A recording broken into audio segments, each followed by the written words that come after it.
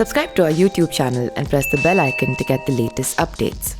I'm joined with Sachin Pilot, Deputy Chief Minister of Rajasthan and a very popular Congress leader. Thank you, Sachin, for talking to us at The Print. My first question to you is about the COVID situation in Rajasthan, and of course, your former Congress President Rahul Gandhi has just had a press conference. We'll talk about that later. But first, the COVID situation in Rajasthan. How is Rajasthan dealing with the outbreak? So, well, we've crossed 1,000 COVID positive 19 patients, and of course, numbers are increasing. And there are few more districts where now the increase is quite substantial. So that's a matter of concern. But we have deployed all protocol, all procedures that need to be taken into account for the lockdown. About 40 places in Rajasthan today have curfew. We have ramped up scaling of our testing. I think we're number 2 now after Kerala with the number of tests that we're conducting. We have sufficient hospital beds in every district headquarter. We have enough PPE kits. We've ordered almost 1 million. We're placing order about 1 million testing kits. So we're trying to do as best as we can given the circumstances. But of course, where we were earlier and where we are today, we need to still really not take our eyes off the ball. In terms of deaths, our ratio is quite low. So the fatality rate in Rajasthan per se vis-a-vis the national average in India is still quite low. Having said that, every life is precious, and we're doing all that we can with all hands on deck to make sure that we can contain the spread as much as possible. So the Bhilwara model, which has been widely across the country, people have been very congratulatory about the Bhilwara model. How is it that you're not able to replicate this model elsewhere in the state and other districts, especially where you're saying Jaipur, for example, things are not looking so good today with cases increasing every day? I think the principle behind what was done in Bhilwara is quite simple, to be honest. We had the first patient 0 that we were able to detect, and then consequently the source of the infection was a hospital, and we were able to impose a curfew. But despite having put the curfew, the number kept increasing. Therefore, we had put what is called a super curfew. In fact, there was absolute zero movement of people, personnel, or vehicles, etc. And even the essential commodities, food, sabji, fruits, whatever, were delivered to the doorstep by the administration. So this complete lockdown, there was zero movement, a super curfew. We were able to contain and track down the history of all infected patients, isolated thousands of people. We did screening of Bhilwara city about 3 times. So we were able to take strong measures and contain it. We're doing the same things in different parts of Rajasthan. Unfortunately, the composition and the lay of the land is not the same in Bhilwara as it is in Jaipur, for example. In Jaipur, parts of our old city is very densely populated. So this social distancing, physical distancing isn't quite working as well, obviously. It's so confined. And there are other places, Jhunjhunu, Tong, Jodhpur, other places where the number of constituency, of course. Yeah. Yes. So the only thing that I see as a silver lining is that we are ramping up our testing. Obviously, the numbers initially, are very alarming, but in the long run, at least you have a true picture of exactly where the spread has been. If we don't do tests, we'll never have positive cases, right? So one thing is to have positive cases, treat them, because don't forget, majority of the people with COVID-19 symptoms or infections are treated, and they are getting healthy and checking out of the hospitals. So it's good to have infected people detected, contained, treated, and then safe, as opposed to having a ambiguous sort of a number where the testing is so low that the numbers are impressive in terms of comparisons, but you really don't know the reality of the situation. Sure. So are you worried that in Jaipur, that you yourself mentioned that in the old city where numbers are so much larger, and it is difficult, we've seen this in Delhi, we've seen this in so many parts of the country, where in concentrated populations, in Mumbai, for example, in the big Dharavi slum. But are you concerned that things could get out of hand? I think all of us are concerned. And if someone is not concerned, then that's a problem in the entire country. Every single person, whether it's government or the private sector, individuals, organizations, everyone is absolutely concerned because it's brought the economy to a halt. It's not an easy choice to make. It's a tough decision to have a curfew. But then when there are no vaccinations and the spread is so quick and fast, There are no medications that can resolve this problem. The only way we can help is to contain the spread as much as possible. So I'm very concerned that the numbers are rising. But I still believe that if we take enough precautions, now that the entire country will be in lockdown till May 3rd, barring a few opening up of some sectors, that will again restrict the movement. But don't forget, Jyoti, the country's population is such Yeah. that infection spread is a few percentage higher than what we have planned for, then we don't have the health infrastructure to take on that capacity. We will be overwhelmed much more quickly and much more devastatingly than perhaps anywhere else in the Western world. And we must learn from the examples of the United States, Italy, France, and Spain. We can't go down that route because our country is far too large. And in rural areas, in fact, it's even worse. The health infrastructure capacity is far more inadequate than in the cities. So we, as a country, just cannot afford to let ourselves go that route.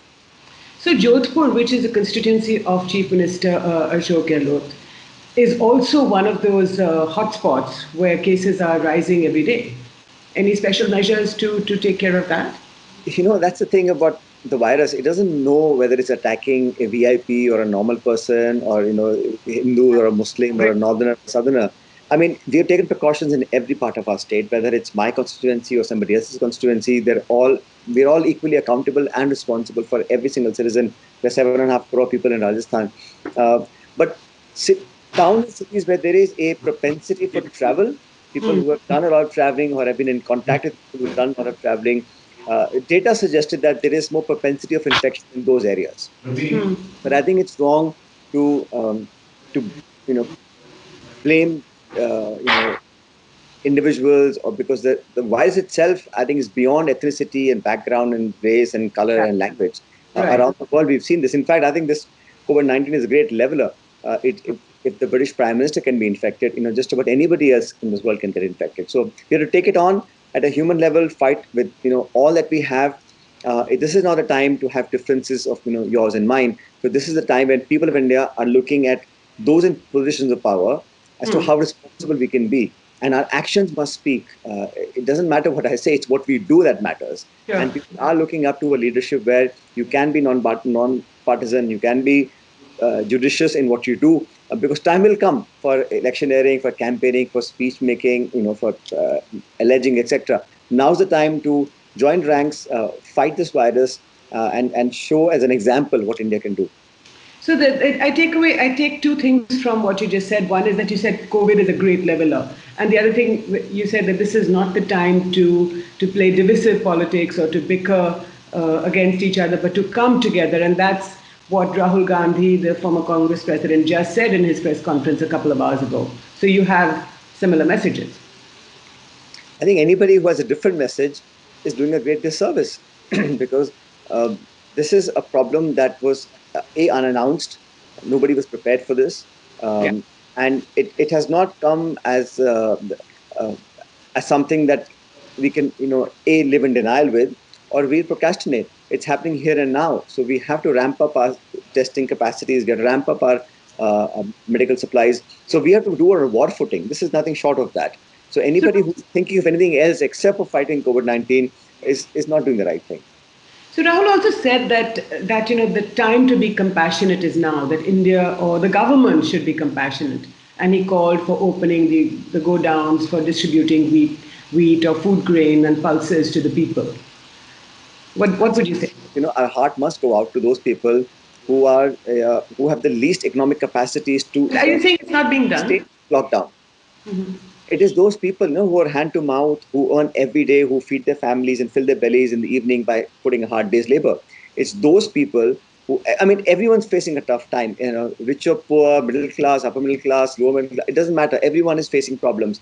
But those who are not able to get 2 meals a day, it's those people that we all, especially us, we in government, have to care about those people. So we must make sure that they're at least able to survive and live through this lockdown period. And it's for those people that the state and everybody else must work for. If we can't guarantee essential commodities and ration and food supplies to the poorest amongst us, then we're really not doing our job. So we have to be able to not just have empathy and be generous, we've also got to be creative and think of ways and means and resources generated so that we are able to deliver that. And we have that, the systems, we have the capacity, we have the food grains. I see no reason why, at least in Rajasthan, we made sure that no one goes hungry. Whoever he or So she is. you feel that this is not being done? Do you feel that this is not being done? Of course, I haven't traveled very much at all because I'm still in Jaipur. But you do get, these media reports are coming out. People are struggling. What happened was people got stuck on the state borders when the first lockdown happened, and the entire borders were sealed. People are stuck now. There are many people who are from Rajasthan are stuck in Maharashtra, Karnataka, Tamil Nadu, Andhra Pradesh, Kerala, and Bengal. So it's, I think, the responsibility of the state administration, the government, and the local administration to look after those people who are there. We are first Indians. It doesn't matter if I'm Bengali, Odia, Marathi, Kannada. It doesn't matter. Wherever I may be, it's that government responsible to make sure that at least I have a roof over my head, I'm well fed, and at least I'm looked after for the duration of the lockdown. Anyone who's stuck in Rajasthan, we have a helpline number, we have our collectors and our administration working to feed those people who are from other states but who are stuck in Rajasthan. So till we see this through, we have to think of ourselves as Indians first. Right. So last couple of questions, Sachin. The first is that you saw the migrants crisis unfold a couple of weeks ago from Delhi when hundreds and thousands of people just wanted to get out of Delhi and walk to the villages in Rajasthan and Madhya Pradesh, right across the North Indian belt, including in Rajasthan. So do you think this could have been handled better? And did the chief ministers, with your chief minister, the Congress chief ministers, and the others from across the country, was this something that you warned the Prime Minister about, that something like this could unfold? Well, I think the lockdown happened with very little notice. When the lockdown was announced, within 4 hours, it was executed. So, frankly, nobody had any chance to, pack up, get up and leave. There was no question of that happening. But I think we could have thought this through, because migrant labor with no jobs and no place to stay, they rather be destitute in their homes than be in some foreign place, because, they don't know what to do there. You didn't anticipate this. You didn't anticipate this. Well, it's not for us to anticipate. I mean, it's for the government of India. When they had a national lockdown, that's when the problem started. And I think we could have thought this through, and perhaps a better, a more deeper planning towards those millions who really would have moved. We should have anticipated that as government. But in Rajasthan, I think as a state, we can't do much. It has to be a national sort of macro level management between the chief ministers and the prime minister. So perhaps the first lockdown, there was no discussion. It's after the lockdown that the prime minister has spoken to many stakeholders, many state governments. We've given a view of financial resources, medical help, and I think there should be state-specific funding, etc., for all the affected states. But that discussion didn't happen before the first lockdown. That only happened during the first lockdown. And my last question, Mr. Pilot, is about emerging from the lockdown. Now, the Prime Minister has said that after the 20th of April, some industries, very carefully, while you maintain social distance and take other precautions, that you could emerge from this slowly.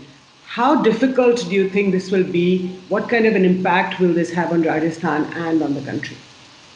And to my mind, we have to breathe life back into the economy. There's no way, no question of us not doing it. Important thing is how do we make that happen? How do we gradually and in a very specific fashion make sure that we are moving forward in a staggered way. The economy needs to be revived back because the supply chains need to be maintained. We can't have a broken supply chain, especially for important. Are you concerned about the fact that the supply chain could have been broken in this period? The things will run out, right, if we don't keep replenishing them. Now harvest season is on. We started our purchase of the rabi crop. But I think the staggered way of approaching is what I've been advocating from day one, that we can only open up the economy in stages. So some crucial sectors need to be reopened. People need to find engagement and employment all over again. And it'll take a long time for us to recover. But I think even though we open our economy, we must be very clear that the danger is not over. We can't go back to life being as normal as it was on April 10th or April 12th, because the world has changed. How we interact with each other has changed. At the same time, people need to find work. We must ensure that, and we must put money in the hands of our poorest people. It's those people then who will then start the consumption economy, who will then that will influence the production, etc. So we have to start the economy. I think sectors that have been opened up have been done in a very calibrated fashion, which is fine. But I can't re-emphasize more that even though we open up the economy, even though there'll be some opening up in most of the districts, we still have to be super careful about not spreading the infection, because this is not going away. We are only delaying it. So unless we find a vaccination or a cure, we have to make sure that there are no instances of a larger spread in India, because as a country, we can't afford to have a higher percentage of infected people, because our country, our economy, and our healthcare system just cannot take it. So are you in touch with the BJP government at the center? Of course, I mean, On whatever this the direction, of course, direction that we get from the Home Ministry, from the Ministry of Health, Family Welfare, all of those notifications are followed to the T. I mean, it has to be a collaborative effort. It can't be us versus them. It has to be everyone on board, because even though law and order is a state subject, we still depend a lot on what the Home Ministry gives us guidelines. So we're working. Our department officers are always in constant touch, and we made our demands about what we think we need, because the battle against the coronavirus is fought in the states, in the cities, in villages. It's not in New Delhi, where the government resides, government of India. So unless you give them sustaining powers in the states, how do we overcome this huge challenge? Because our revenues have dried up. There's no GST money coming in. The economy is in a standstill. So we are feeding everybody right now, but in the longer run, we will need some resource management. And for that, I think government of India should look at state-specific fundings. Jate Sachin, my last question to you is on your colleague Jyotiraditya Scindia, who just left the Congress a few weeks ago to join the BJP. The Madhya Pradesh government is not doing so well handling the COVID crisis. Any words of advice for I don't think there is a government there. I think there is only one person who is the government, and it would have been better if they had a full-fledged government, because this, in times of crisis, is when you need the government to serve you. And for all intents and purposes, there is no government there. There is only one person who's the chief minister. So I really don't think they're doing a good job at all, especially when they've had a change of government. People would have expected them to deliver better than the previous one. Unfortunately, I don't see that happening. So I think it's unfair to have a large state like Madhya Pradesh with only one person running it, on some advisory team that they've made now. I don't think it's the same as the cabinet. So I don't think they've done real justice to the people of Madhya Pradesh. So do you think that Jyotiraditya, perhaps Mr. Scindia, made a mistake joining the BJP, especially in a time of crisis like That's this? his decision, but I think no one knew about this crisis. I'm talking about post the change of government. Government, once it's been sworn in, is a legitimate government. But once the government is in place, it must also perform. But if it has no members, it can't perform. So all I'm saying is that it's ought to have a government for this long and only have one person running it, and not very successfully at that. Mr. Sachin Pilot, as always, frank and fearless, always speaks his mind. Thank you so much for speaking to the print.